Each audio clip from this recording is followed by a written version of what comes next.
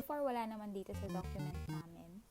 And then, I will just highlight this text and paste it sa document namin. There you go. Highlight it again para mas mabilis yung gawain. So, wala yung gusto kong bullet.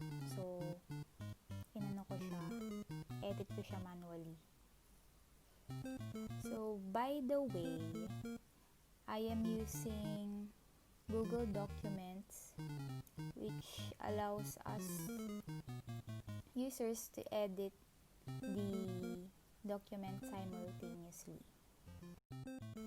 Moving on sa pag-send natin ng email, I'll just have to open my Gmail account and then to compose, click the compose button and type the recipient. So, yung recipient ko is yung kapatid ko lang naman. So, click natin yung templates and then meron na akong pre-made ditong template. Para, diba, kung pare-pares lang naman yung sasabihin nyo, hindi na hassle. So, baguhin lang natin yung name para magmukhang individualize yung email natin. And then, konting edit lang. Ayan, baguhin natin yung project. And then, naka-activate na din dito si Grammarly to check if there are any grammatical errors and then spellings na din.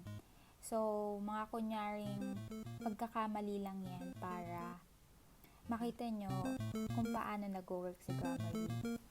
So, Grammarly, baka naman. So, another feature ng Gmail is that it reminds you that you have to attach a file.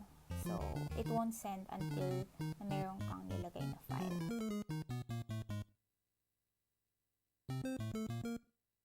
So, yun. Gumagalaw na naman si Mario.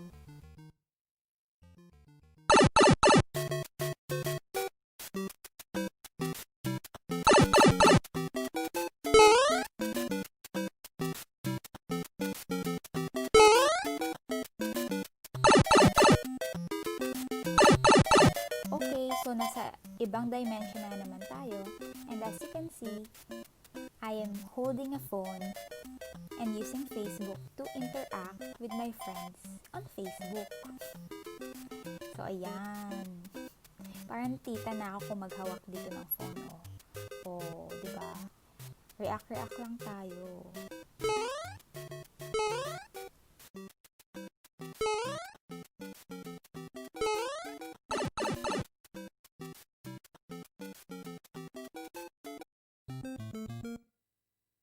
So, hiyon, dito na tayo sa MS Excel.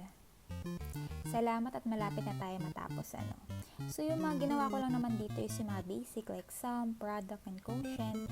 Kasi nga, sobrang nabuang na ako sa pag-animate nito, Doon ako nag-focus. So, ayan.